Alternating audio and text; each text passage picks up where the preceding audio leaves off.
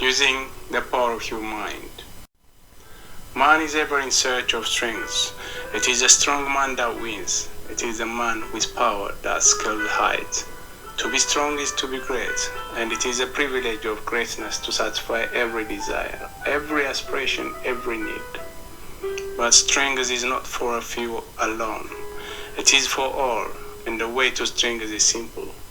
Proceed this very moment to the mountain tops of the strength you now possess, and whatever may happen, do not come down. Do not weaken under adversity. Resolve to remain as strong, as determined, and as highly anxious during the darkest night of adversity as you are during the sunniest day of prosperity. Do not feel disappointed when things seem disappointing.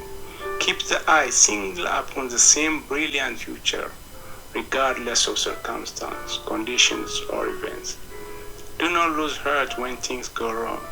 Continue undisturbed in your original resolve to make all things go right.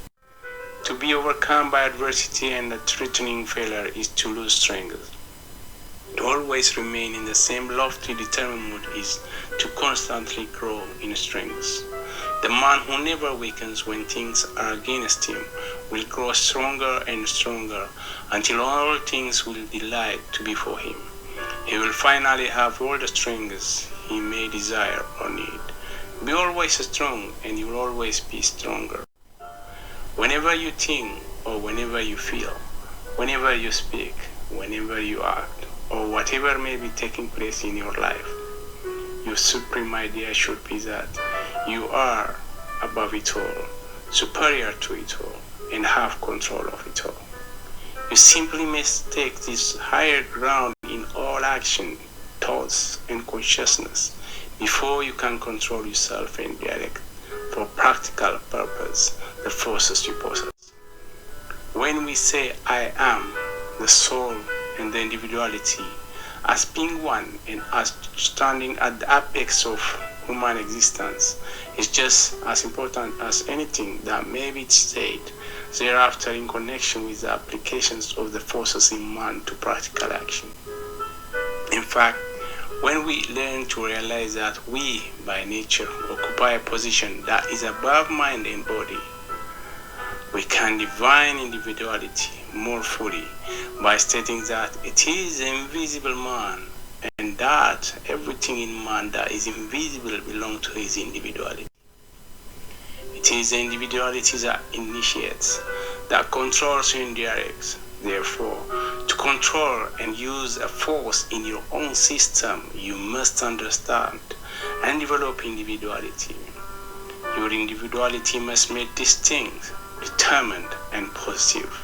You must constantly know what you are and what you want, and you must constantly be determined to secure what you want. It is individuality that makes you different from all other organized entities, and it is a highly developed individuality that gives you the power to stand out distinct above the mass.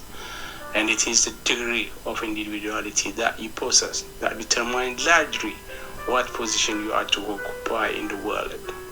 Whenever you see a man or woman who is different, who seems to stand out distinct, and who has something vital about them that no one else seems to possess, you have someone whose individuality is highly developed, and you also have someone who is going to make their mark in the world. Take two people of equal powers, ability and efficiency, but with this difference: in the one, individuality is highly developed, while in the other it is not. You know at once which one of these two is going to reach the highest place in the world of achievement. And the reason is that the one who possesses individuality lives above mind and body, thereby being able to control and direct the force and powers of mind and body.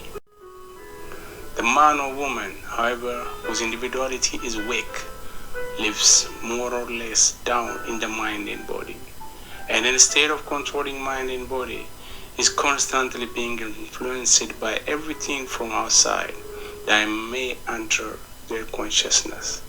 Whenever you find a man or a woman who is doing something worthwhile, who is creating an impression upon the rest, who is moving forward toward greater and better things, you find the individuality strong, positive, and highly developed. It is therefore absolutely necessary that you give your best attention to the development of a strong, positive individuality if you wish to succeed in the world and make the best use of the forces in your possession. A negative or weak individuality drifts with the stream of environment and usually receives only what others choose to give. But a firm, strong, positive, well-developed individuality actually controls the ship of their life and destiny, and sooner or later will gain possessions of what they originally set out to secure. A positive individuality had the power to take hold of things and turn them to a good account. This is one reason why such an individuality always succeeds. Another reason is that the more fully your individuality is developed, the more you are admired by everybody with whom you may come in contact. The human race loves power and counts it a privilege to give lofty position to those who have power, and every man or woman whose highly developed individuality does possess power, usually exceptional power. To develop individuality, the first essential is to give the I am its true and lofty position in your mind. The I am is the very center of individuality, and the more fully conscious you become of the I am, the more of the power that is in the I am you arouse. And it is the arousing of this power that makes individuality positive and strong. Another essential is to practice the idea of feeling and conceiving yourself as occupying the masterful attitude. Whenever you think of yourself as being and living and acting in masterful attitude. Then, in addition, make every desire positive, make every feeling positive, make every thought positive, and make every action of mind positive. To make your wants distinct and positive, that is to actually and fully know what you want and then proceed to want what you want with all the power that is in you. Will also tend to give strength and positiveness to your individuality. And the reason is that such actions of mind will tend to place in positive, constructive action every force that is in your system. A most valuable method is to picture in your mind your own best idea of whatever a strong, well-developed individuality would necessarily be, and then think of yourself as becoming more and more like that picture. In this connection, it is well to remember that we gradually grow into the likeness of that which we think of the most.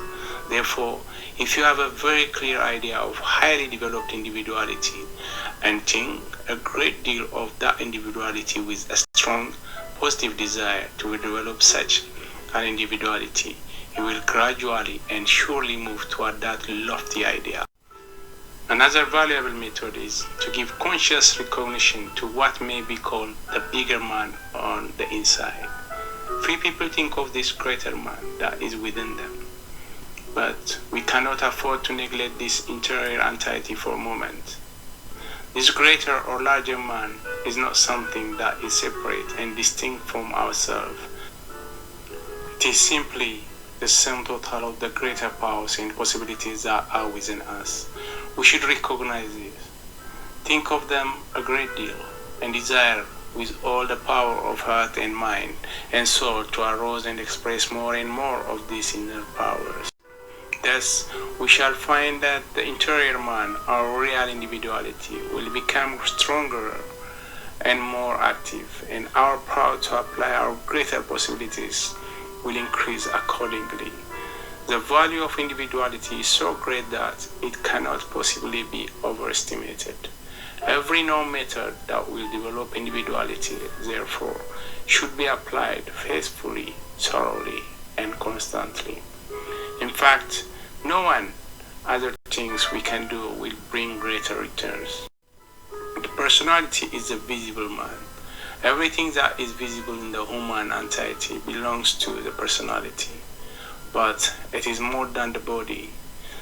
To say that Someone has a fine personality may and may not mean that that personality is beautiful in the ordinary sense of the term. There might be no physical beauty, and yet the personality might be highly developed. There might be nothing striking about such a personality, and yet there would be something extremely attractive, something to greatly admire. On the other hand, when the personality is not well developed, there is nothing in the visible man that you can see beside ordinary human clay. Everything exists in such a personality is crude and even gross. But there is no excuse for any personality being crude, unrefined, or undeveloped. There is not a single personality that cannot be so refined and perfect as to become strikingly attractive. And there are scores of reasons why such development should be sought. Thank you for watching. Be safe and happy.